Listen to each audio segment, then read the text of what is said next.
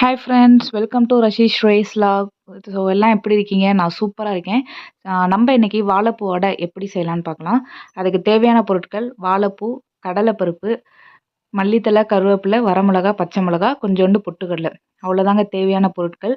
ரொம்ப ஹெல்த்தியான snacks. Same time நம்ம ஈவினிங் டைமில் நல்லா கிறிஸ்பியாக சாப்பிட்டா சூப்பராகவே இருக்கும். ஃபஸ்ட்டு வந்து மிக்ஸி ஜாரில் கடலைப்பருப்பு வந்து நம்ம ஒரு 2 ஹவர்ஸ் ஊற வச்சுருக்கணும். ஸோ நல்லா ஊறிடுச்சு. நல்லா ஊறினதுக்கப்புறம் அதை எடுத்து மிக்ஸி ஜாரில் போட்டு கிரைண்ட் பண்ணிக்கணும். அதோட வாழைப்பூ, மல்லித்தழை, கருவேப்பிலை, வரமிளகா, பச்சை மிளகா எல்லாத்தையும் சேர்த்து நம்ம எவ்வளோ காரத்துக்கு ஏற்ப நம்ம மிளகாய் யூஸ் பண்ணிக்கலாம்.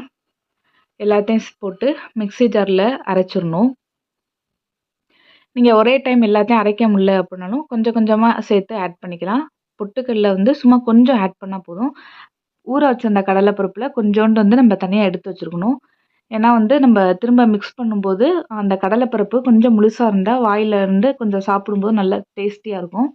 ஓகே, ஸோ அரைச்சாச்சு. கன்சிஸ்டன்சி பாருங்கள். வாழைப்பூவில் ஆல்ரெடி தண்ணி விடும். ஸோ தண்ணியே நம்ம போடாமல் தான் அரைக்கணும். நம்ம ஆல்ரெடி கொஞ்சம் கடலைப்பருப்பு எடுத்து வச்சுருந்தோம் இல்லையா, அதையும் இதோட ஆட் பண்ணிக்கணும். அப்புறம் கொஞ்சம் மல்லித்தழை, கருவேப்பிலை எல்லாத்தையும் இந்த மாதிரி சின்ன சின்னதாக கட் பண்ணிட்டு, அதுக்கப்புறம் வெங்காயம் இந்த மாதிரி சின்னதாக கட் பண்ணிட்டு அந்த வெங்காயத்தையும் ஆட் பண்ணி நல்லா மிக்ஸ் பண்ணி வச்சுக்கணும்.